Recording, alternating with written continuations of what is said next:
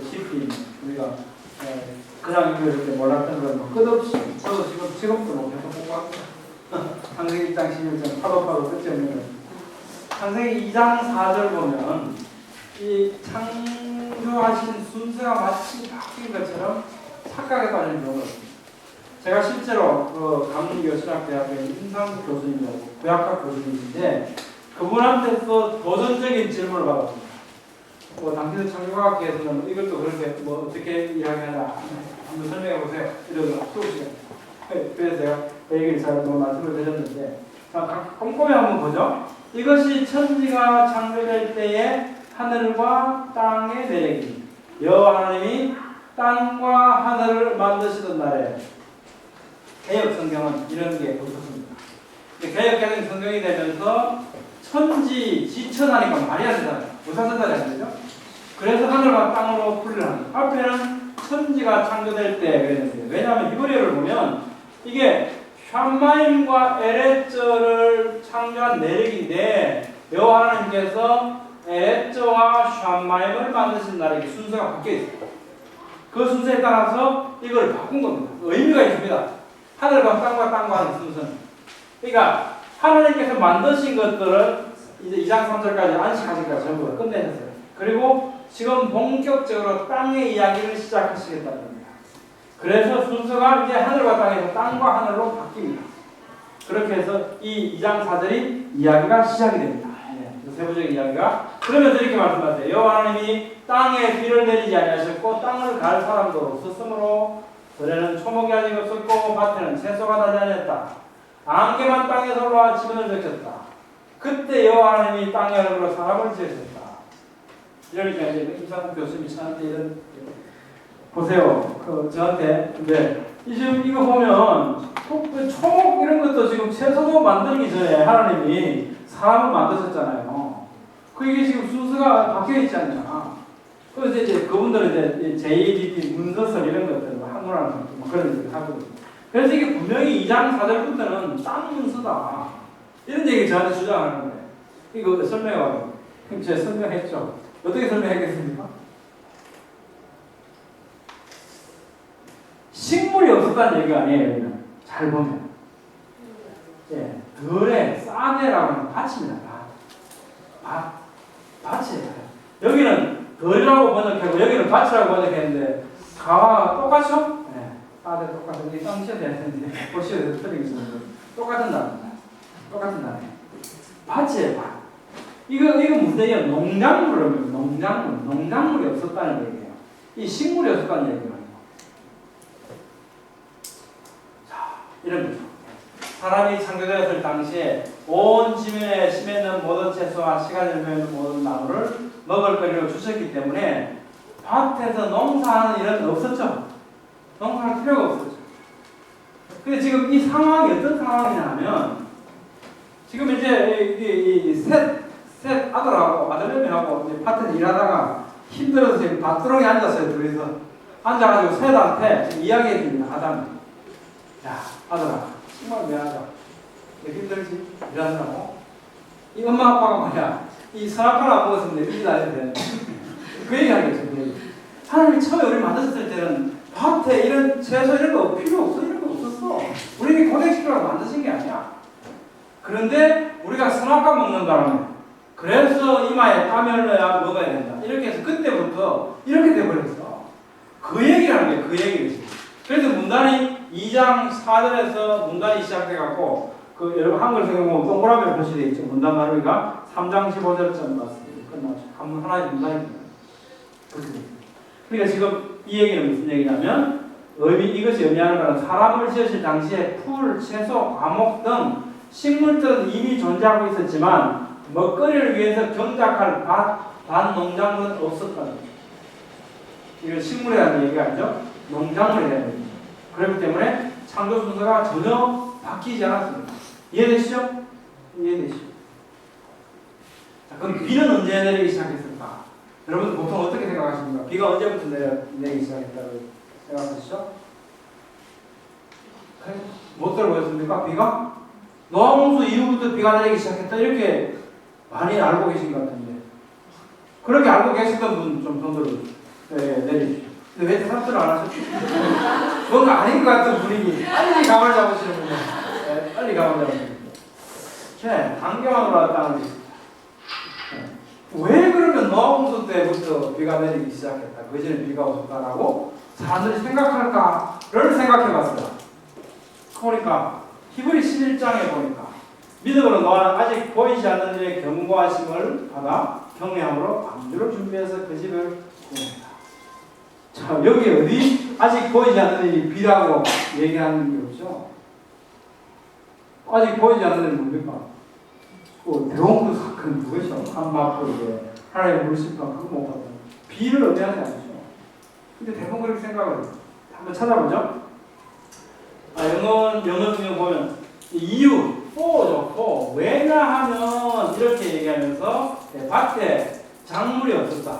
왜냐하면 이 문장을 보겠죠. 쉬운 성경 같이 읽어볼게요. 시작. 여호와 하나님께서 아직 땅에 비를 내리지 않으셨고 땅을 갈 사람도 아직 없었기 때문에 밭에는 식물과 작물이 자라지 않았습니다. 자, 그럼 이 문장을 한번 얘기해보면 이게 국어죠. 사실은 국어입니다. 이거 뭐 신약이 아니고요. 밭에 식물과 작물이 자라려고 하면 어찌해야 됩니까? 땅에 비가 와야 되고 땅을 갈 사람이 있어야 되겠죠.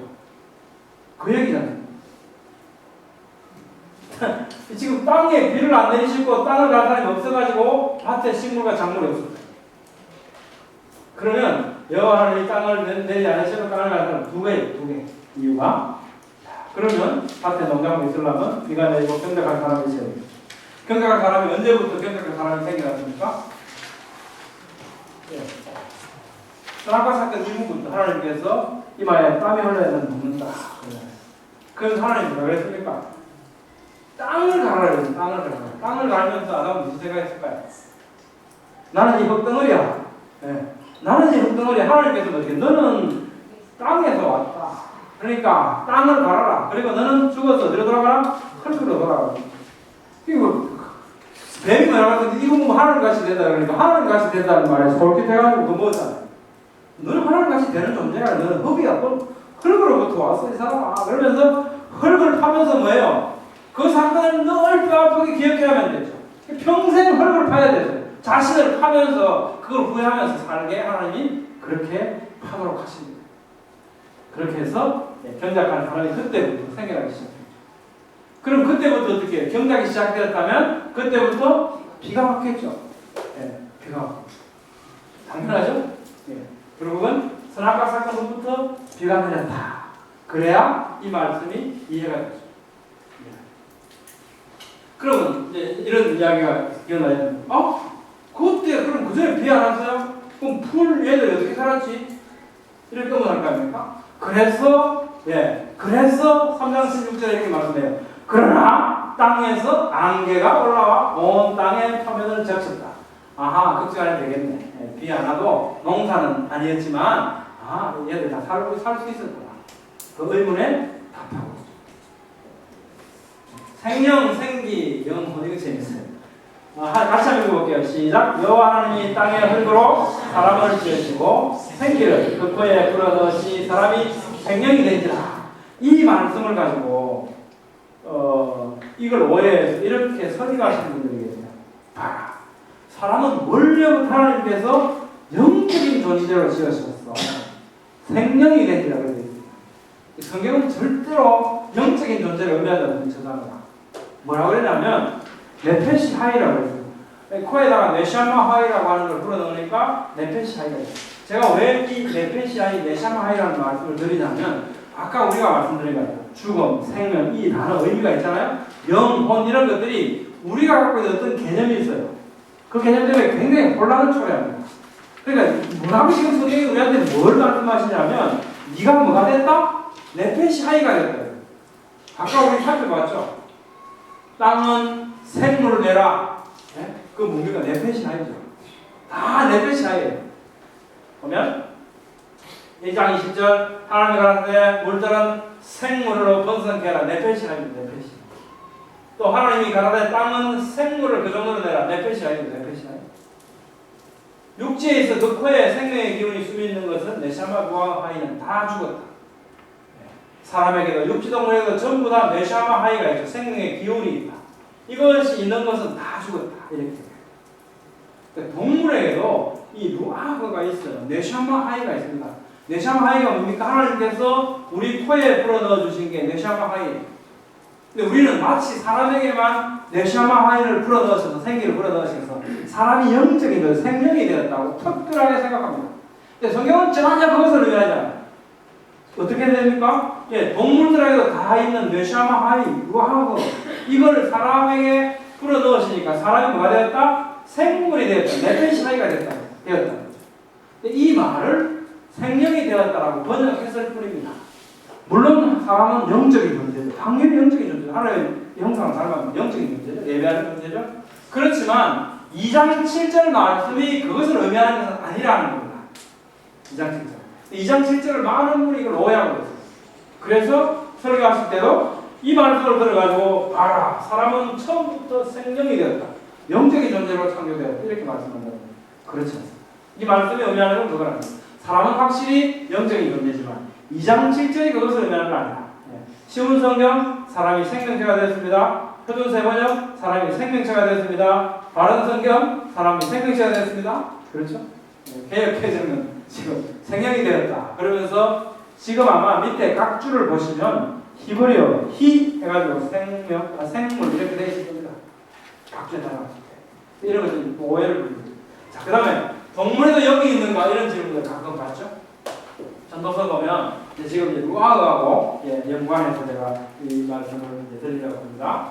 전도서 인생의 혼은 위로 올라가고 짐승의 혼은 아래 그 땅으로 내려가는 걸 누가 아냐? 개역개정 성경 보면 밑에다가 주 해갖고 혼으로 우리가 번역했지만 진짜 히브리어를 보면 이게 혼이 아니고 영이다. 그럼에도 불구하고 인생의 영은 짐승의 영은 이렇게 왜 안 했을까? 짐승의 영은 하니까 너무 이상한데 우리가 지금까지 생각했던 거하고 이상하지 않습니까? 사람은 영적인 존재다 그러는데 짐승의 영이 있다고 말을 하는 게 너무 이상한 거예요. 그래서 이걸 혼으로 하자. 그리고 밝혀주자 밑에 이렇게 붙이는 거예요. 왜 이러냐면 우리가 영이라고 하는 개념과 혼이라고 하는 개념을 우리 나름대로 우리나라 사람들이 우리 그리스도인들이 그 개념을 갖고 있는 거예요. 그 개념을 가지고 이게 신약의 개념이거든요. 이 신약의 개념을 가지고 구약의 언어인 루아흐를 바라보니까 이상한 겁니다. 그게 영과 혼을 분리해서 이야기하는 의도가 전혀 없어요. 구약 성경은. 그렇기 때문에 이게 루아흐 이렇게 하면 바람도 되고 영도 되고 하나님의 루아흐는 성령입니다. 사람에게는 사람의 루아흐가 있고요. 짐승에게는 짐승의 루아흐가 있습니다. 근데 그걸 사람은 사람의 영혼이 있다 이 얘기하죠. 근데 짐승에게는 짐승이 영혼이 있다고 안 하고 뭐라 그럽니까 보통? 그냥 혼이 있다 이렇게 얘기해요. 영은 없다 이렇게 구분해서 이야기하라고 한단 말이죠. 그런데 구약 성경은 그렇게 구분하려고 하지 않습니다. 그러다 보니까 이제 좀 혼란이 오는 거예요. 혼란이 옵니다. 그러니까 이렇게 정리하면 됩니다. 구약 성서를 볼 때 뭐 짐승의 영, 사람의 영 이렇게 우리식으로 생각하려고 하지 말고 구약 성경 언어에 있어서 이것은 짐승에게는 짐승의 루아흐가 있고 사람에게는 사람의 루아흐가 있고 하나님께는 하나님의 루아흐가 있는데 그게 하나님의 루아흐를 우리가 성령이라고 부르는 거예요. 하나님의 루아흐. 그렇죠? 그렇습니다. 근데 그 루아흐를 혼이냐 영이냐라고 자꾸 번역하려고 그러면 혼돈이 온다는 거죠. 그래서 그걸 그런 식으로 그 언어로 이해를 하는 게 좋습니다. 오케이. 영혼 넘어가겠습니다. 오히려 더 복잡할 수도 있으니까. 영혼, 혼백 이렇게 동양적인 또 사고가 또 있어요. 그래서 우리가 그걸 만약에 우리가 그 이야기를 성도들 간이나 다른 분들하고 말씀을 나눈다면 당신이 생각하는 영이라고 하는 건 뭐냐를 물어봐야 돼요. 먼저. 나는 영이라, 내가 영이라고 하면 이런 걸 영이라고 난 생각한다. 서로 그것을 정의한 다음에 대화를 해야 헷갈리지 않습니다. 안 그러면 계속, 그런 얘기예요. 자, 그 다음에, 어떤 사람들은 이런 오해를 해요. 사람은 흙으로 만들고 동물들은 말씀으로만 만들었다. 그런 말씀 들어보셨습니까? 그렇게 생각하신 적이 있습니까? 이건 뭐 문제도 아니죠. 사실은 성경에 바로 써 있으니까. 여호와 하나님이 흙으로 각종 들짐승과 공중의 각종 새를 지으셨다. 그렇지 않아요? 이렇게 말씀하셨거든요. 근데 이상하게 은연 중에 사람은 막 흙으로 빚었다고 생각하고 짐승들은 그냥 생물들 내라 그러니까 그냥 뭐 퍽 생겨난 것이고 흙이 전혀 들어간 거 아니죠. 그런 생각하셨죠 지금? 하는 거에 그런 생각하셨구만. 그죠? 예, 맞습니다. 전부 다 흐름을 만드셨어요. 자, 눈이 밝았다. 뱀이 이렇게 속삭입니다. 너희 눈이 밝아져서 하나님과 같이 되어 선악을 할 줄 하나님이 아십니다.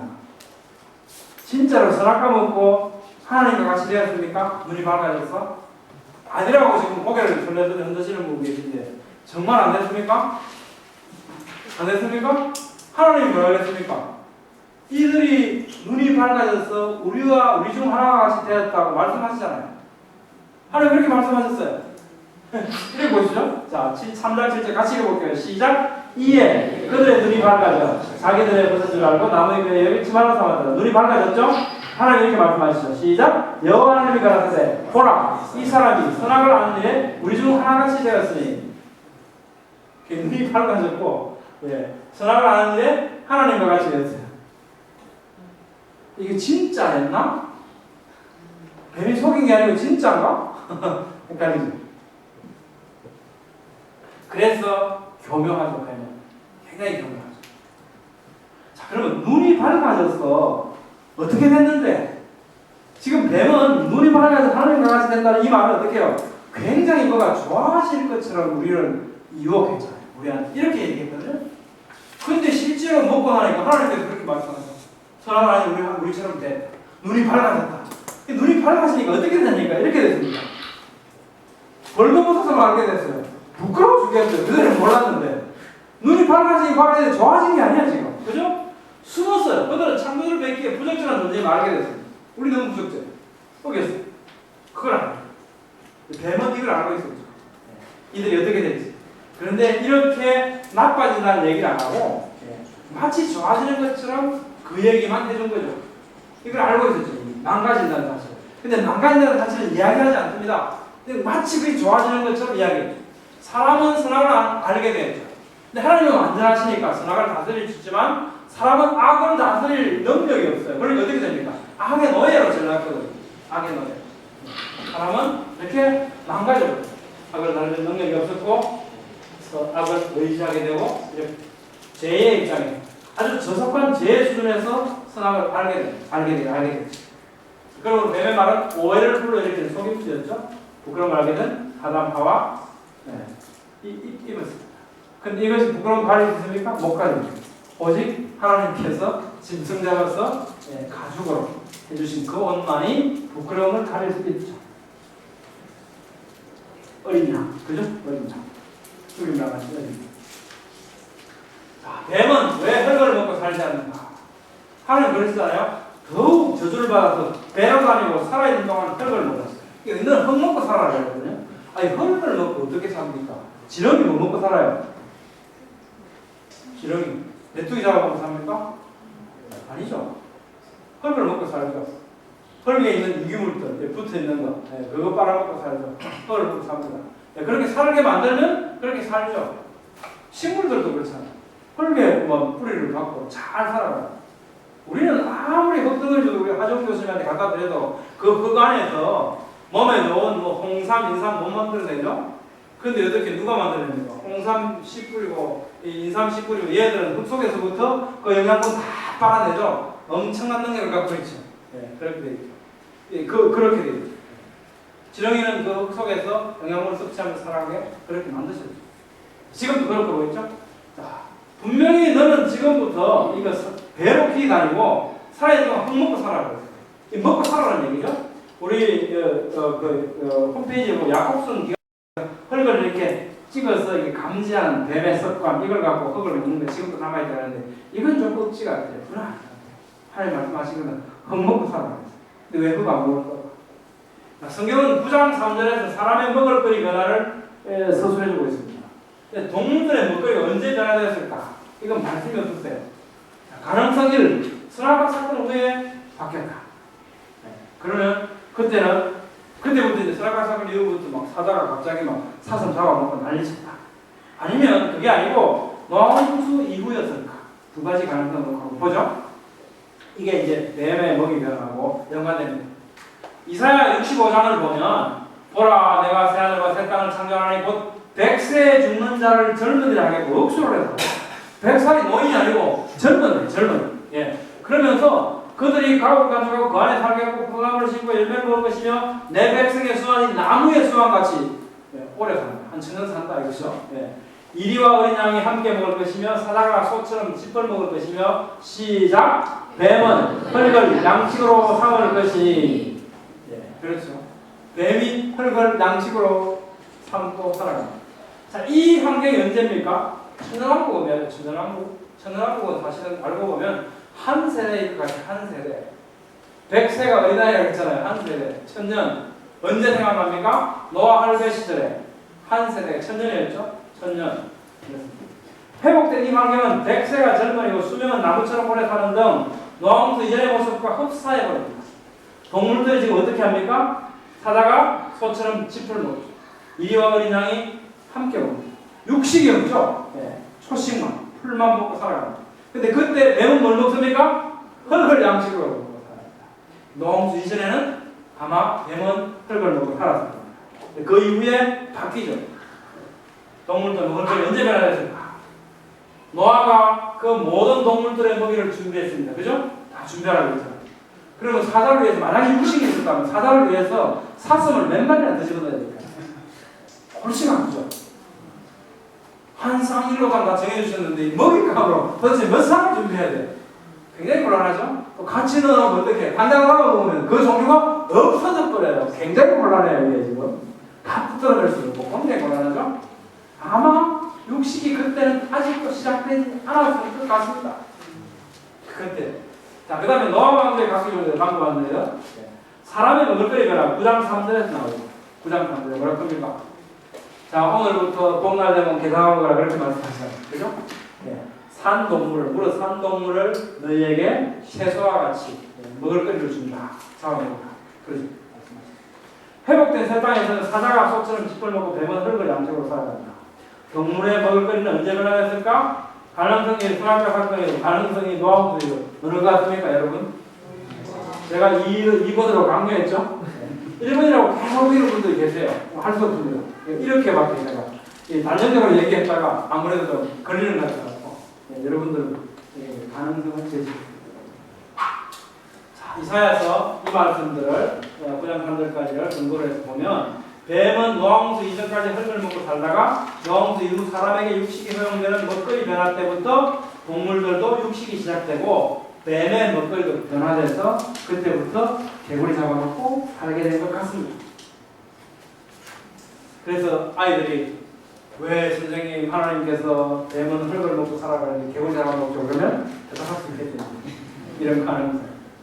우리 아이들은 별걸 다 묻습니다. 하나님이 이렇게 말씀하세요. 뱀에게 이르시되 더욱 저주를 받아 배로 다니고 살아있는 동안 흙을 먹으라. 내가 너로 여자와 원수되게 하고 내 후손도 여자의 후손과 원수가 되게 하라. 이거 여러분 이 말씀하면 어렵지 않습니까? 이게 쉬워요? 뱀이 도대체 이게 지금 배로 다니고 살아있다고 그러면 진짜 뱀한테 이야기하는데 그죠? 이 뒤에 문장은 뭡니까 지금? 뱀이 여자하고 원수됐습니까? 뱀의 후손이 여자의 후손하고 원수가 됐습니까? 이게 이상해요 지금. 쉽지 않습니다 이게. 도대체 뱀은 누구냐? 뱀들은 누구냐는 거죠? 뱀들은 누구냐? 뱀은 사탄이다. 예. 이거 여기서 뱀은 사탄입니까? 아니죠. 사탄이 지금 저주를 받아 배로 다니고 산에 들어가 흙먹사가 아니죠. 분명히 뱀 이야기를 뱀. 그런데 밑에 내 후손도 여자 후손과 원수가 되게 하겠다. 여자 후손은 내 머리를 상하게 할 것이다. 너는 내 발톱을 상하게 할 것이다. 이게 누굽니까? 분명히 뱀한테 말씀하시는 게 아니고 사단을 향해서 말씀하고 있죠. 자, 이때 이 뱀의 모습은 어떤 상태였을까요? 뱀이 자기 몸을 누구한테 빌려줬습니까? 사단에게 빌려줬어요. 사단이 지금 뱀 몸속에 들어가 있는 거예요. 사단의 말은 듣지 않았겠죠. 근데 뱀으로 다가왔단 말이에요. 뱀의 말을 들었어요. 근데 그 뱀 안에 누가 있습니까? 사단이 있습니다. 그 뱀을 향해서 뱀의 육신적인 뱀에게 말씀하시면서 그 안에 있는 사단에게 또 말씀하시는 거예요. 그래서 지금 두 존재가 겹쳐져 있는 거예요. 그러니까 이 말씀이 이게 뭘까? 하는 거예요. 그럼 과연 사단의 후손, 뱀의 후손인가? 예수님이 그렇게 말씀하셨어요. 마태복음 3장 7절 읽어볼게요. 시작. 요한이 많은 바리새인들과 사두개인들이 세례 부른 대로 오는 것을 보고 이르되 독사의 자식들아. 누구라고요? 뱀의 후손이라는 게 네 후손. 독사의 자식들아. 그러잖아. 마태복음 11장 34절 독사의 자식들아 너희는 악하니. 누가복음 3장 7절 독사의 자식들아. 요한복음 8장 44절 너희 아비는 누구라고요? 마귀예요. 마귀. 그죠? 네. 계시록 옛뱀 곧 마귀라고 하는 사탄이라고 하며 온 천하를 깨는 자라. 용을 잡으니 옛뱀 곧 마귀요 사탄이라. 두 개가 혼재된 상태. 이 말입니다. 그래서 정리할 수 있습니다. 3장 14절 뱀은 하나님께서 만드신 가장 속한 이게 피조물이죠. 분명히 하나님께서 만드신 피조물이었어요. 그러니까 이 뱀은 도덕적인 존재가 될 수가 없어요. 사자가 무슨 선악이 있습니까? 없죠. 사람에게 선악과를 먹고 나서 선악의 개념이 들어가죠. 이 피조물에게 무슨 이게 선악의 개념이 있겠습니까? 없죠. 그런데 사탄에게 자신을 내줬죠. 그것이 뱀의 잘못이죠. 그 다음에 3장 15절 뱀은 그 뱀 속에 있는 정체인 사탄을 향한 하나님의 말씀이죠. 14절은 뱀 자체에게, 15절은 그 속에 있는 사탄에게 말씀하고 계십니다. 가인이 두려워한 사람, 이건 누구가? 가인이 두려워하니까 이상한 상상을 해요. 선생님 혹시 하나님이 아담 하와 만드셨는데요. 가인이 아벨 죽였잖아요. 그럼 지금 아담 하와 가인밖에 없잖아요. 가인이 쫓겨나면 누가 죽이죠? 왜 두려워? 그런 질문 받으셨어요? 다른 데 막 만들어 놓은 거 아니에요? 자, 한번 보시죠. 가인이 만약에 장남이라면 그 외에 형이 있는지는 모르지만 장남이라면 아담이 몇 살에 가인을 낳았을까요?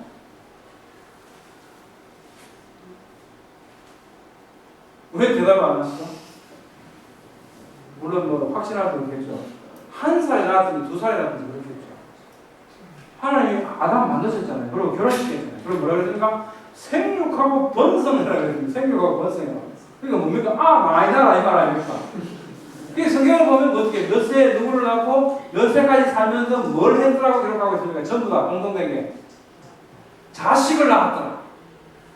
또 누가 몇 세에 누구를 낳고 몇 세까지 살면서 뭘 했더라? 자식을 낳았더라. 창세기 5장 11장 보십시오. 전부 다 뭘 했냐? 자식을 낳았다. 인간이 하는 가장 위대한 일은 자식을 낳는 거예요. 생각하고 번성하는 거예요. 그래서 이제 여기 보죠. 자, 사건. 저희 여러분들 거기는 없어요. 제가 오늘 이제 한번 정리해봤는데 좀 더 일목요연하게 보이려고. 자, 가인이 출생했다. 아담 몇 살 때일까? 아담이 1살 때죠. 성경은 태어나면 1살이 아니고요. 만 1년이 지나야 1살이거든요. 성경은. 궁금하시면 아브라함이 80세 이스마엘 낳았다 그랬거든요. 근데 아브라함이 99세 때 이스마엘 13살로 기록하고 있어요. 이거 보면 이게 이스마엘 태어나서 1살이 아니고 1년이 지나야 1살 되는 걸 알 수 있어요. 그러면 아담이 1살 때 1년이 지났다면 아담 1살 때 가인이 출생했겠죠? 가인하고 아버지 아담하고 나이 차이가 몇 살 납니까? 1살 아닙니까? 1살. 당연하죠. 1살. 1살 차이 납니다. 당연합니다. 자, 아벨이 출생했어요. 몇 살 때? 아담 한해 10다 치고 아담 3살 때 아벨 출생했어요. 아담하고 아벨하고 몇 살 차이죠? 아담하고 아벨하고 3살 차이입니다. 3살 차이. 그죠? 자, 가인이 아벨 죽였어요. 언제 죽인지 모르겠어. 근데 셋을 낳고 나서 뭐라 그랬습니까? 셋이라는 의미가 뭐죠? 대신 줬다는 거예요. 대신 주셨다. 그 말이고 셋. 그죠? 대가, 보험 이런 뜻이란 말이에요. 하나님께서 죽은 아벨 대신 주셨다 이 말입니다. 자, 그러면 셋을 낳은 게 130세 때야. 그럼 셋을 언제 임신했을까? 129세 때 임신했겠죠. 129세 때. 근데 이 아이는 아벨 대신 주는 아이란 말이에요. 아벨 대신 주는 아이가. 그러니까 아벨이 죽고 얘를 임신했겠죠? 몇 살에 죽었어요? 가인이 아벨을 죽인 게 129세 아니면 그 전에 128세 이 정도 되겠죠. 이 정도. 그럼 죽을 때 아벨 나이는 몇 살입니까? 아담보다 3살 작잖아요. 125세나 126세 되겠죠? 몇 살에 장가갔을까요? 아벨이. 생육하고 번성하라고 했는데 내가 24살에 결혼했어요. 제가요. 우리 집 사람이 23살이었죠? 25살에 아를 낳았는데 아가 안 낳았다 하거든요. 걔도 결혼을 빨리 했어요. 그래서 제가 지금 손녀가 하나 있고 손자가 하나 있습니다. 생육하고 번성하고 있습니다. 자, 그러면 126세, 125세? 한 20몇 살에 결혼했을 거예요. 그럼 자식이 얼마나 될까요? 많겠죠? 손자가 얼마나 될까요? 많겠죠? 정손자가 넉sul 많겠죠? 많습니다. 성경에 그걸 다 기록하지 않았죠? 많죠? 예, 많을 수밖에 없어요. 아버지가. 가인이 겁이나 합니까? 안 겁납니까? 우리 할매 죽겠다고 지금 막 벌떡에 달아들 판인데 겁나죠. 왜 겁이 안 되겠어요? 겁나죠. 또 가인은 자신이 죽인 아벨의 자녀들 뿐만 아니라 앞으로 자신의 생애 동안에 사람들이 많아지면 자신들의 그 사실이 폭로되고 언제나 위험이 닥친다는 걸 잘 알고 있었죠. 그래서 가인은 당연히 사람들을 만나기를 두려워할 수밖에 없었죠. 이상하게 생각할 필요가 전혀 없어요. 혹시 다른 데 사람 만들어 놓으신 거 아니야? 이런 생각할 필요 전혀 없죠. 그럼 가인이 누구하고 결혼했을까? 성경에는 안 나와요. 정경에는 안 나옵니다. 가인은 당연히 누이하고 결혼했겠죠? 여동생하고. 누나하고 결혼했는지 모르죠? 알 수 없죠. 분명히 누이하고 결혼했을 겁니다. 외경인 기년서에는 8째 여동생 A완하고 결혼했다고 나옵니다. 근데 이거는 정경이 아니에요. 정경이 아니에요. 분명히 한 것은 어렵게 생각할 필요 전혀 없죠. 그때는 그랬습니다. 너무 자연스러워요. 모두셀라라고 하는 이름. 모두셀라라는 이름 뜻이 뭐라고 들으셨습니까? 모두셀라라는 이름. 그가 가면 그것이 온다 하는 뜻입니다. 제일 오래 산 사람이 969세입니다. 이 하나님께서 오래 참고 기다려주신 그 사랑을 우리에게 보여주고 있다. 이렇게 생각합니다. 그렇게 많이 해석들을 또 하세요. 모두셀라 이름은 매튜라는 단어하고 쉐라라고 하는 단어 두 개 되는 단어로 구성되는데요. 뜻이 그가 죽을 때 그것이 보내질 것이다. 이런 뜻입니다. When he dies, it will be set. 이제 이거리에서 보면 모두셀라 그냥 쓰면 안 나와요. 매튜, 쉐라를 써갖고 매튜가 이 단어인데 이 단어의 원어를 또 찾고 이 단어를 써갖고 원어를 찾고 막 찾고 가면 그런 뜻이 나옵니다. 근데 모두셀라의 아버지가 누구죠? 에녹이죠. 에녹. 지금 모두셀라 이름 자체가 굉장히 예언적이죠. 근데 예언적인 이름을 지어주기에 에녹, 모두셀라 아버지는 굉장히 적당한 사람이에요. 에녹이 유다 34절 한번 읽어볼게요. 시작. 아담의 7대손 에녹이 이 사람들에게 대하여도 예언하여 이르되 보라 주께서 그 수많은 거룩한 자와 함께 임하셨나니 이는 무사로 심하사 모든 경건치 않은 자가 경건하여 쭉 그죠? 그들을 정죄하여 하시리라. 이게 언제 때입니까 이게? 네. 언제 수많은 거룩한 자와 함께 임하셨다. 예수님 재림하실 때 그걸 지금 그때 예언하신 거 아니에요 에녹이. 그렇죠? 너무도 예언 아니지 않습니까? 예언자. 물론 다 그분들 그 위에 다 선자 예언자였지만 에녹은 특히 예언자라고 기록하고 있습니다. 그래서 모두셀라라고 하는 이 예언자를 이름을 지어주기에 굉장히 적당한 분이세요. 그리고 그분은 하늘로 들려올라가고 있어. 365세 때. 자, 이게 왜 이게 중요하냐면 이제 우리는 뭐 우리 성경만 보니까 좀 괜찮은데 저처럼 막 성경을 파고 연대 문제에 골머리를 섞고 이렇게 밝히려고 하는 사람들한테는 이게 지금 원어를 막 한두 가지가 아니에요. 뭐 사마리아 역본도 있고요, 시리즈민 역도 있고요, 막 골치가 아픕니다. 근데 그게 막 연대들이 막 틀려요. 근데 그 중에 진짜 우리가 보는 마소라 텍스트가 맞다라고 하는 것을 확실히 알 수 있는 게 바로 모두셀라라고 하는 이름 자체가 그런 뜻을 갖고 있다는 거예요. 969세 때 죽었죠. 그 해가 노아무 사건 일어나는 해죠. 이게 다 들어맞죠. 이게 마소라 텍스트만 들어맞죠. 사마리아 역본이나 시시민역 이게 맞지가 않아요. 그래서 그건 연대가 틀렸다는 걸 알 수 있어요. 중요하다. 하나님의 아들들 이것도 재밌습니다. 복잡하기도 하고요. 사람이 땅 위에 번성하기 시작할 때 그들에게 딸들이 낳는데 하나님의 아들들이 사람의 딸들의 이런 아름다움을 보고 다 아시죠? 하나님의 아들들이 누굽니까? 하나님의 아들들이 누굽니까? 하나님의 아들들이 누굽니까? 예? 노아의 후손들. 노아의 후손 말고는 세상에 남은 사람이 아무도 없어요. 그렇죠? 노아의 후손은 당연히 노아의 후손일 것인데 하나님의 아들들이 사람의 딸들의 아름다움을 보고 자기 좋아하는 여자를 전부 다 자기 아들을 삼았다. 하나님의 아들들이 누굽니까? 예? 택한 자들, 구원받은 자들 뭐 이런 의미죠.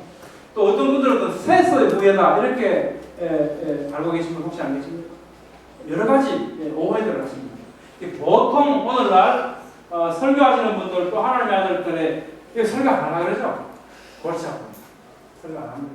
안 하는데 이걸 이제 하시는 분 보면 세세하게 물어보고 세세 후손들 이렇게 말씀하시는 경향이 많아요.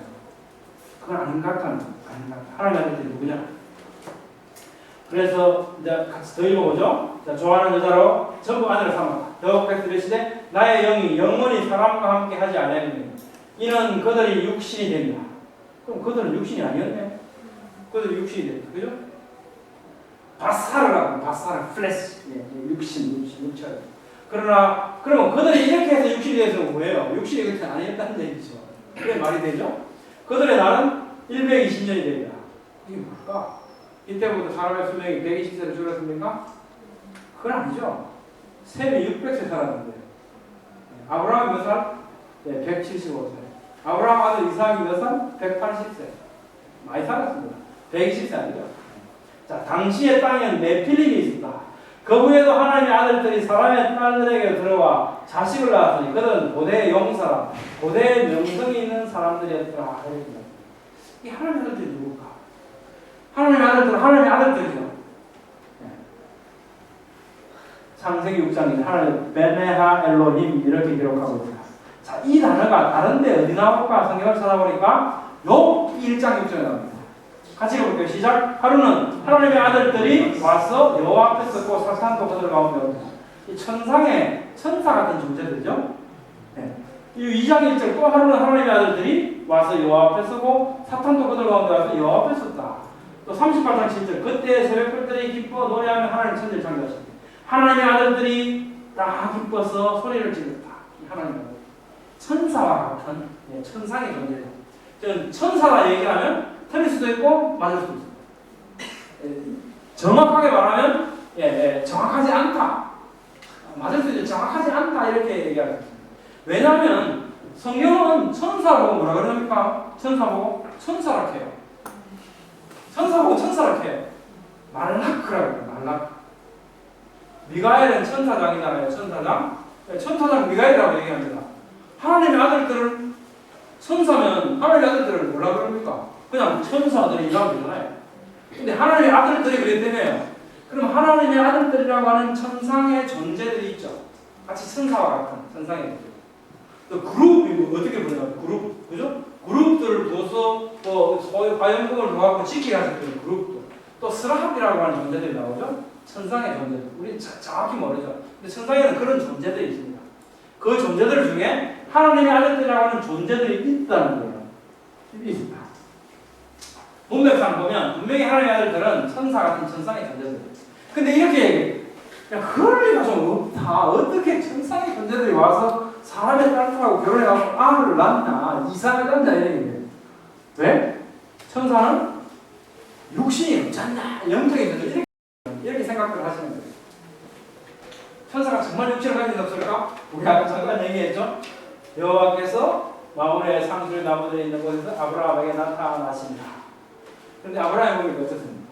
사람 셋이 맞은편에 서 있는데 그래서 들어오십시오 해가지고 엉긴 젖과 우유와 하인이 요리한 송아지를 가져다가 그들 앞에 차려놓고 나무 아래 모셨음에 그들이 누구냐? 누가 먹었습니까?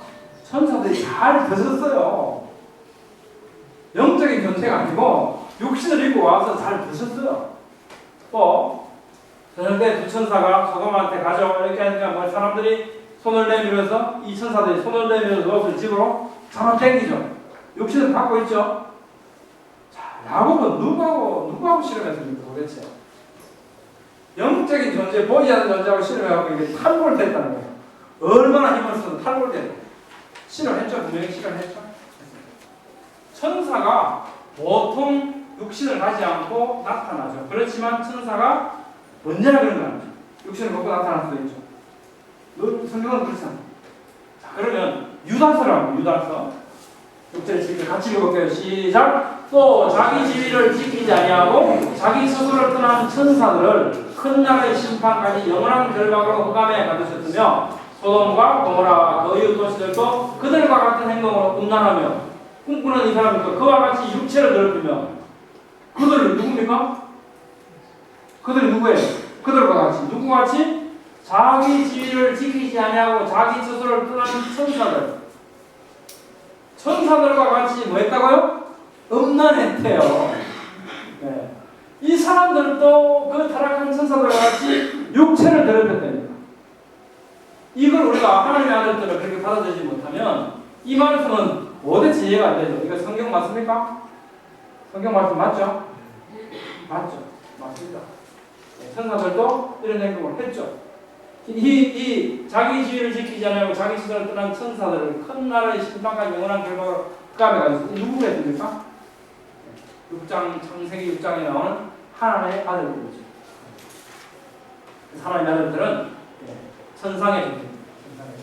베드로후서에도 도색하는 것 이런 것들을 하게 정죄하시면서 예를 드는 것이 하나님이 범죄한 천사를 용서치 않은 것처럼 너도 용서할 거야. 이렇게 말합니다. 또 네피림 존재는 타락한 천사들과 사람의 딸들 사이에 표현한 반신, 반인간의 거인의 형상을 가진 고대의 용사들이었던 것 같아요. 이것이 원형이죠. 이 원형에 의해서 그리스 로마 신화는 이 원형으로부터 많은 이야기를 만들어내요. 우리는 그 신화를 먼저 듣고 알고 있기 때문에 이 얘기가 마치 신화처럼 들리는 거예요. 그 신화는 사실 어디서부터 왔습니까? 이 이야기들로부터, 이 사건으로부터 말미암은 거예요. 그러면서 그 이야기들이 만들어져요. 성경은 가인이라고 말씀하죠. 셋이라고 말합니다. 천사를 천사라고 말합니다. 그럼 하나님의 아들들은 뭐라고 해야 될까요? 하나님의 아들들이라고 그래야죠. 네. 하나님의 아들들입니다. 다른 어떤 것으로 해석하려고 합니다. 그들은 나라에 120년이 되겠다. 그들은 이게 뭘까?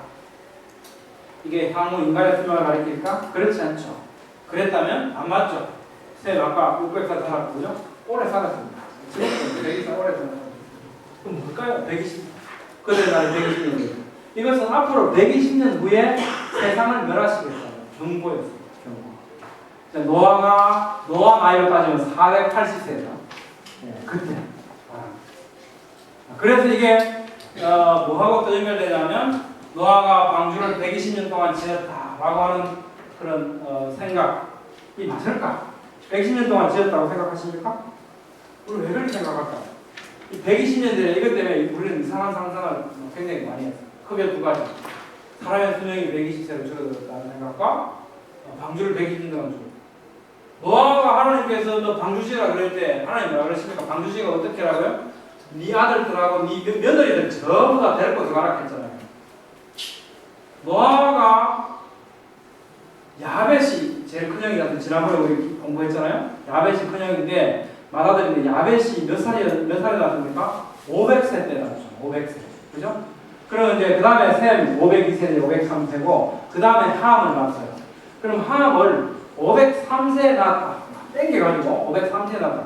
셈을 502세에 낳고 503세에 셈을 낳았다고 치더라도 그러니까 함이 결혼할 때 나이가 몇 살이었을까? 최소한 몇 살쯤 됐겠습니까? 20살은 됐겠죠. 20살은 됐겠죠. 그러니까 20살이 됐다.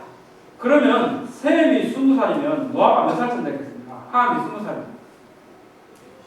대충 결국 계산해갖고 그죠? 500살 때 장남을 낳았는데 막내가 지금 20살이 됐어요.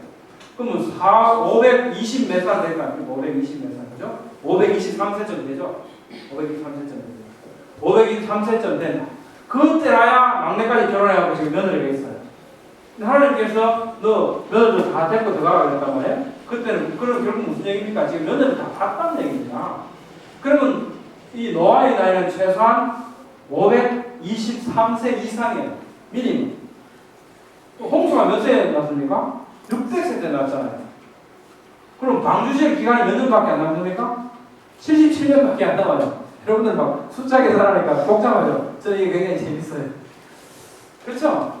그래서 제대로 맞지 않죠. 120년 방주 건조한 기간 며느리를 다 데리고 들어가야 되거든요. 77년보다 오래 될 수가 없죠. 120년 이해되시죠? 120년 방주기가 120년 아니다. 그런데 이제 공교롭게도 유대인들의 전통 속에는 120년이라고 하는 이야기들이 그냥 전해져 내려온대요. 그래서 그냥 그렇게 얘기하기만 합니다. 그걸 막 따지면 그거는 뭐 성경은 그때 한 번 말씀하신 거 나와지만 사실은 그 전에 또 말씀하셔서 성경에 기록 안 돼 있어요. 할 말 없죠? 그들의 전통이라니까. 근데 그건 전통은 전통이에요. 성경은 분명히 그렇게 말씀하시죠. 그래서 노아가 120년 동안 방주를 지었다는 것은 적절한 해석이 안 될 가능성이 많습니다. 방주가 배냐? 방주는 배가 아닙니다. 상자입니다. 상자. 테바라고 하는 상자예요. 모세를 갈상자에 띄워보내는 상자. 그 테바. 배는 테바라고 말하죠. 방주가 테바, 배인가 안 배인가 왜 중요하냐? 중요하죠? 방주가 배면 전 조선공학 보겠습니다. 배는 이렇게 안 만들죠? 멋지게 만들면 저항도 크고 제대로 못 갑니다. 아주 밀려. 아무리 넣어줘도 안 가요. 배는 이렇게 만들죠. 유선형으로. 근데 파도가 치고 높아지면 어떻습니까? 꼴랑 디비지도 매끈하니까 밑에가. 그죠? 그래도 그나마 어떻게 됩니까? 옆으로 안 미끄러지도록 푹 파놓죠. 예, 좁고 밑으로 푹 들어가 있죠. 그러니까 이 배가 올라갔다 내려갔다는 많이 해요. 멀미를 많이 합니다. 대신에 옆으로는 안 들리죠. 옆으로. 밑으로 파고 있습니다. 그나마 그래요. 빨리. 배는 이렇죠. 상자. 사각형 상자. 상자는 안 흔들리죠. 사각형까지는 아무리 올라가도. 이게 이렇게 생기면 90도로 해놔도 다시 돌아오죠. 홍수는 뭐냐? 홍수냐? 홍수 아니죠? 마불이라는 단어를 씁니다. 성경에는 홍수라는 단어를 굉장히 많아요. 하는데 노아홍수는 언제나 마불이라고 하는 단어를 씁니다. 홍수라는 단어를 쓰지 않아요. 아주 특별한 단어죠. 근데 우리가 그 모습이 너무나 대홍수하고 비슷하니까 그 그레이트 플러드 영어로 그렇게 얘기하는 우리도 그냥 홍수, 대홍수라고 번역을 했죠. 근데 성경은 홍수라고 이야기합니다. 마불이라고 이야기합니다. 우리 그걸 얘기하기 권하는 그냥 홍수라고 얘기하죠. 근데 결국 그게 무슨 얘기냐면 이건 홍수가 아니고 단 한 번 있었던 하나님의 물심판이었다는 거죠. 그 사건은 오늘 우리가 살아가는 이 환경에 기반이 된 사건입니다. 노아홍을 살펴보면 놀라운 이런 질서가 있습니다. 이거 그 전에 보셨습니까? 네. 보셨어요? 네. 아, 그럼 넘어. 방주에 7마리 7상이냐. 여기 제가 질문해 볼게요. 우리 영재한테 제 천재예요. 자, 너는 모든 정결한 짐승을 암수 7씩, 부정한 것은 암수 2씩 내게로 들어오며 공중에서도 암수 7씩 데려와서 그 씨를 온 집에 일어나라. 자, 여기서 암수 7상이라 하면 7마리일까 7쌍일까? 여기는 암수 2씩이라고. 여기 암수 7씩. 뭘까? 쌍인 것 같아요? 네. 그러면 이게 만약에 7쌍이라면 암수 2씩은 어떻게 됩니까? 2쌍이 됩니까?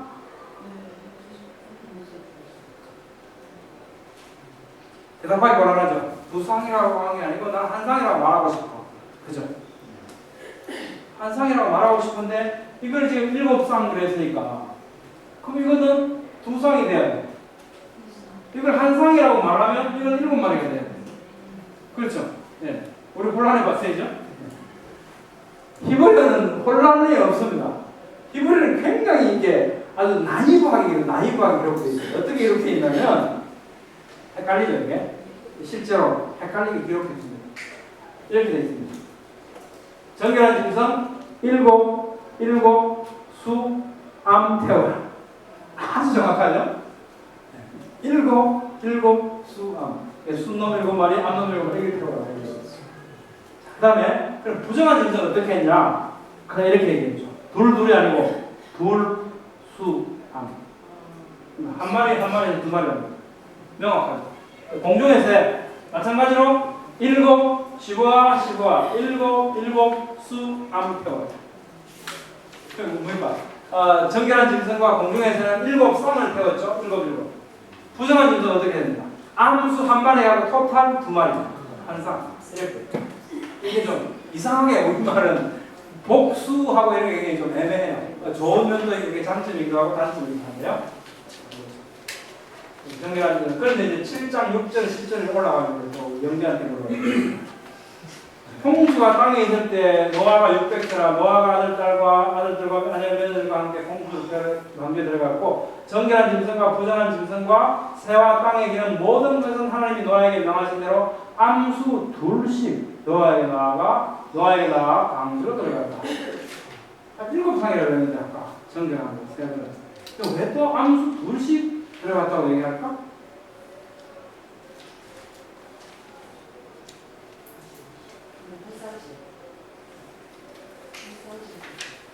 예? 한 상? 예, 둘씩.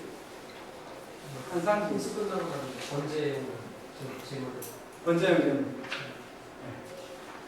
근데 이거는요, 이거죠. 지금 보십시오. 암수 둘씩 나와서 감져 들어간다. 나아가는 모습이에요. 7상이 여기 와요. 저기서부터 막 뭐가 와. 2마리씩 와요. 지금 둘씩 올라. 7마리씩 오는 게 아니고 둘씩 올라옵니다. 그래서 가까이 와서 보니까 암놈 수놈이야 얘들이. 딴따단 하고 딱 맞춰오는 거예요. 그래서 들어올 때 방주로 나올 때 보니까 둘씩 나와왔더라는 거예요. 둘씩 나오더라. 그런데 들어갈 때 보니까 이게 암수더라. 예, 수넘기 2마리, 암놈끼리 2마리가 아니고 이게 2마리씩 다 나오는데 전부 다 암수 짝지가 희한하게 그래 들어가네. 이 얘기하는 거예요. 들어갈 때 모습입니다. 들어갈 때 모습. 그렇죠.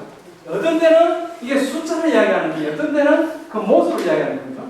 이걸 굉장히 생생하게 우리에게 굉장히 생생하게 전해주고 있는 거예요.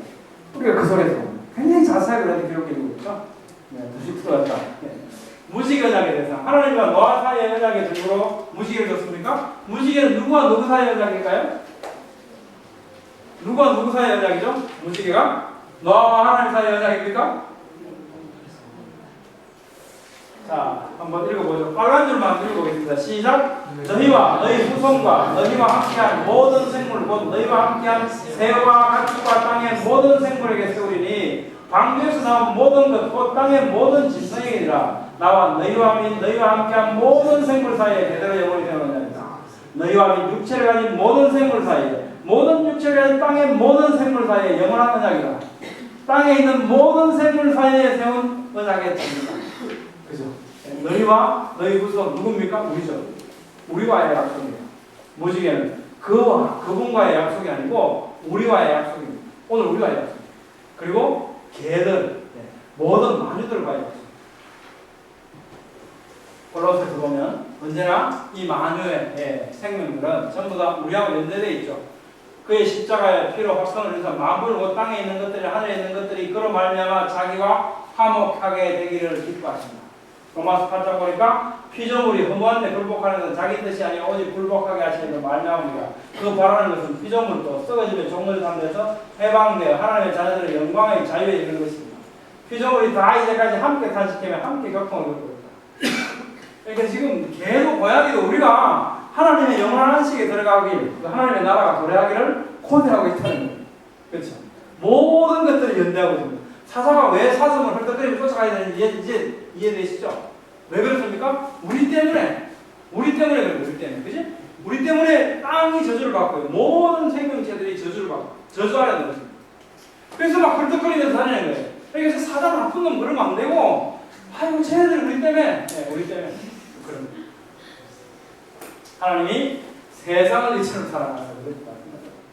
우리 세상에 대해서 그런 태도를 가지고 무지개냐 그것은 바로 오늘 우리와의 약속이고 마녀와의 약속이었죠. 그러니까 우리가 무지개를 볼 때마다 노아무 사건의 심판과 구원의 약속을 기억해야 돼요. 또 아름답다 그러면 하나님이 무지개를 세우신 보람이 없으시죠. 보람 없습니다. 산모 우리는 왜 나이가 아플까 사람만 개도 고양이도 새끼를 잘도 낳더만 우리는 왜 이렇게 배가 아파 죽겠노? 왜 이렇게 아파요? 왜 아프죠? 왜? 성악과 사건 때문에 아프잖아요. 우리가 고통을 겪을 때마다 그 사건을 기억해야 돼요. 하나님은 그 고통을 겪을 때마다 그 사건을 기억하라고 고통을 주신 거예요. 근데 우리가 아프기만 하고 그걸 기억 못하면 하나님이 보람이 없었어요. 고통을 준 보람이 없어요. 우리는 언제나 인류가 종속하는 이 아이를 낳는 고통을 겪게 되겠죠. 우리가 종속하는 우리는 그 사건을 늘 기억해야만 돼요. 인류가 종속하는 건 무지개가 될 겁니다. 우리는 늘 그걸 기억해야 합니다. 이 사건들. 외국 공부 어렵죠? 왜 그렇습니까? 바벨탑 사건 때문에 그런 거 아닙니까? 그렇죠? 우리 영어 공부가 힘들다고 기억할 때마다 바벨탑 사건을 떠올려야 됩니다. 그래 하나님이 보람이 있으시죠. 이 사건들은 전부 다 우리하고 연관된 사건이에요. 그들의 사건. 이렇게 전부 아니었다. 벨레 이제 끝단을 향해서 가겠습니다. 자, 에벨은 두 아들을 낳고 하나의 이름을 벨렉이라 했다. 그때 세상이 나뉘었습니다. 이게 뭘까? 이 얼스워드 디바이드 이렇게 영어 성경을 번역하고 있어요. 역대상에 보니까 히브리는 똑같은데 에벨은 두 아들을 낳고 하나의 이름을 벨렉이라 했다. 이는 그때 뭐가 나뉘었습니까? 땅이 나뉘었습니다. 세상, 땅이. 히브리어는 똑같아요. 에레츠. 근데 두 개 다 땅의 의미도 되고, 거민의 의미도 되고, 세 개 이런 것들을 포괄적으로 갖고 있습니다. 한쪽에서는 이렇게 번역하는 적이 있거든요. 이게 뭘까? 나뉘었다. 세상에 똑같죠? 이거 이제 히브리어 볼 때는 번호 보시면 됩니다. 776번, 776번. 스트롱, 안에 번호가 붙어 있습니다. 금방 시켜요. 세상이 나뉘고 땅이 나뉘고 똑같죠? 그때 세상, 땅이 나뉘었다. 이게 뭘까? 실제로 나뉜 걸까? 창세기 8장에 보면 하나님이 노아와 그와 함께 방주에 있는 모든 거짓과 가축을 기억하사 바람을 땅에 불게 하심에 물이 줄어들었다. 노아구 사건이 나가지고 온통 물 투성이 됐는데 바람이 불게 하시니까 물이 줄어들었다. 말이 됩니까? 바람이 불면 어찌 되죠? 바람이 수증기가 바람에 섞여갖고 어디 갑니까? 난리 갑니까? 난리가 어디 갑니까? 위로 올라가가지고 그 다음 어찌 됩니까? 그런 게 비대잖아요. 그럼 말짱 도롱뇽 아닙니까? 비대되니까. 어떻게 이게, 어떻게 바람이 불어서 다시 비대에서 내리면 말짱 도롱뇽인데 어떻게 물이 줄어드나요? 물이 줄어들죠. 하나님 말씀이니까. 이런 상황이었죠? 홍수 때문에 이게 위에 있는 이 수청이 다 깨져버려요. 남극 북극은 풀어지기 시작합니다. 꽁꽁 얼어붙기 시작했죠? 이게 뭐 무역풍, 편서풍 어쩌고 하고 바람들이 전부 어찌 됩니까? 물도 그렇고 해류도 그렇고 전부 다 극지방으로 갔다 다시 돌아가고 전부 그렇게 돌아가고 극지방으로 가는 거죠? 가득 안고 갑니다. 물기를 가득 먹고 극지방으로. 근데 그 비가 내서 내리면 말짱방인데 뭐가 돼 내립니까? 눈이 돼서 내리기 시작합니다. 왜 전부 눈이 돼서 내리냐면 이 캐노피, 화산재 때문에 이게 몇 병에 있었는지 모르죠. 큰 깃배들이 다 쓰였으니까 햇빛은 안 들어와서 공기는 냉랭하고 밑에서 물은 어떻습니까? 떳떳한 물이 계속 올라와요. 엄청난 증발이 올라와요. 이런 것들이 전부 다 눈이 돼서 쌓이기 시작했죠. 엄청난 눈이 돼서 쌓이고 쌓이고 계속 쌓여요. 그러니까 어떻게 이 물들이 전부 다 눈이 돼서 산에 쌓이기 시작합니다. 물이 줄어들죠? 그래서 빙하기가 찾아왔고요. 빙하 이렇게 지나간 U자 계곡을 만들었습니다. 그러니까 바다 완전 섬으로 변한 대륙들을 보면 지금 이제 이게 뭐죠 이거 인터넷에 뭐 쓰더라? 구글어스 죄송합니다. 그거 보면 이게 나옵니다. 이게 그거 스캔한 거거든요. 그냥 보시면 색깔 보세요. 색깔 그냥 눈을 크게 뜨시고 색깔 보시면 여기 거의 붙었죠. 수심이 없죠. 수심 90m밖에 안 되거든요. 이거 수심이 여기 그냥 거의 붙었어요. 여기 좀 깊죠. 여기도 보십시오. 여기 붙어가지고 여기도 필리핀에서부터 인도네시아 오세아니아까지 쭉 붙었죠. 수심이 거의 없어요. 굉장히 얕습니다. 자, 저게 다 붙어 있었던 것 같아요. 홍수가 끝나고 막 내려서 생각하고 번창하고 막 고생하기 시작합니다.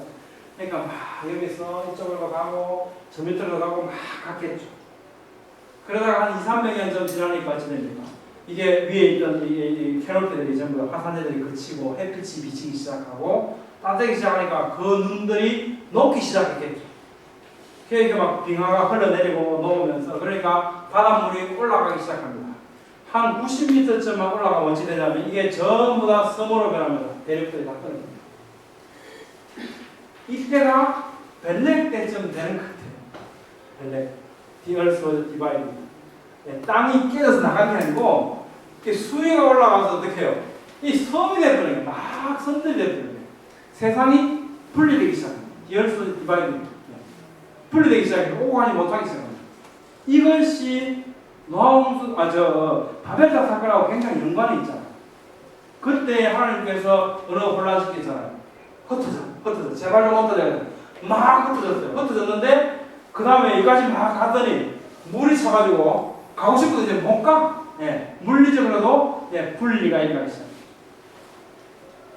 그것이 왜 세상이 왜 그랬는데 탑 꼭대기까지 하늘까지 닿게 해야 되지 않습니까? 그래서 하나님께서 온 지면에 흩어졌다. 그래서 그 이름을 바벨이라고 했다. 온 땅의 언어를 혼잡게 했다. 그는 온 지면에 흩어졌다. 이때 썼어요. 벨렉 때. 벨렉이라고 하는 이름이 뭡니까? 그때 땅이 나뉘었다. 그때 그 이름을 뭐라 했지? 그 땅 이름을 바벨이라고 했다. 왜? 언어에 혼란이 왔다. 언어에 혼란이 오고 사람들이 언어로 많은 사람끼리 흩어지고 그러면서 실제로 물들은 그때 불어났다. 기가 막히게 사역에 맞춰서 불리기 시작했던 것 같습니다. 벨렉 1단계 정리해보죠. 하늘에 닭게 삽을 사려고 했죠. 하나님께서 내려오셔서 흩으셨죠.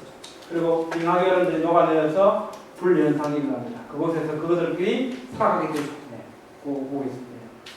호주에서 뭐 필리핀 섬에서 민다나오에서 결혼하고 애 놓고 먹는 거 그거 먹고 그 기후 위에서 살아가면서 그 몸에 있는 어떤 유전인자들이 그 기후 그 환경에 적응하도록 전부 정착되어 갔겠죠. 특성화되어 갔겠죠. 그래서 그 민족의 특성들이 이루어진 것 같습니다. 그 기후 환경에 영향을 받았고 그들끼리 결혼하고 자녀를 낳고 그러면서 피부색, 얼굴의 민족 기질 특성화되면서 민족의 특징들을 구축되어 왔던 것 같습니다. 이 사건의 의미가 뭘까 하면 이런 것 같아요. 노아홍수 불과 200년 정도 후였던 것 같아요. 이때 하나님이 계신 하늘을 닫고 자신의 이름을 높이려고 했을 때 하나님이 땅에 충만하라고 그랬는데 안 해도 온 집에 흩어진 면하자고 관계없어요.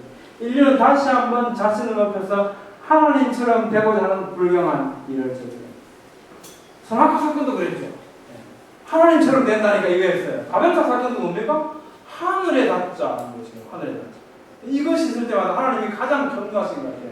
그래서 거대한 인류사의 사건들이 일어나고 바벨 이거 어떻게 갑자기 일어나냐. 저는 이걸 어떻게 어느 혼돈이 갑자기 왔을까 이렇게 한번 생각해봅니다. 저희 집사람이 지금 육학의 목사인데요. 한 수년 전에 그 영종도에서 어떤 여자 목사님하고 둘이서 앉아서 무릎을 꿇고 뭐 얘기를 하는데 기가 막히는 상황이 벌어졌어요. 방언을 하기 시작하는데 뭐 한 5분 내지 10분 방언을 갖고 뭐 샬라 도대체 무슨 말인지 모르죠? 근데 뭐 한쪽은 뭐 가까이 합니다. 이게 끝나고 나니까 저쪽에서 또 뭐를 샬라 하는데 도대체 무슨 말인지 모르겠어요. 그럼 막 이게 또 이쪽 한쪽에서 또 그걸 2시간을 그렇게 대화를 해요. 그러니까 궁금하잖아요. 난 방언을 아직 못 해봤어요. 아직 못 해봤어요. 부럽습니다. 방언 하시는 분 보면. 그래 제 사람 물어봤어요. 당신 방언을 하면 어떻게 들려? 궁금하잖아요. 어떻게 들려? 어떻게 얘기한 거야? 그랬더니 자기는 방언한 적이 없대요. 그냥 얘기했대요. 그 방언을 들은 적이 없대요. 그냥 들었대요. 그렇게 일어나는 현상입니다. 그게 사도행전에 막 이게 베드로가 외치니까 뭐 프랑스 사람은 프랑스 말로 듣기고, 예? 이태리 사람은 뭐 이태리 말로 듣기고 막 이게 들리던 거 아닙니까? 방언이라는 로컬 랭귀지가 그렇게 이루어져요. 그걸 보면서 아 바벨탑 사건 때 어느 혼돈이 어떻게 일어났을까? 갑자기 사람들이 그렇게 말하기 시작하는 거예요. 그 사람들끼리 막 흩어지기 시작했을 것이다. 그래서 저는 그 상황을 그 정도로 이해가 되더라고요. 어쨌든 그래서 바벨은 아마 회복될 겁니다. 아마 회복될 겁니다.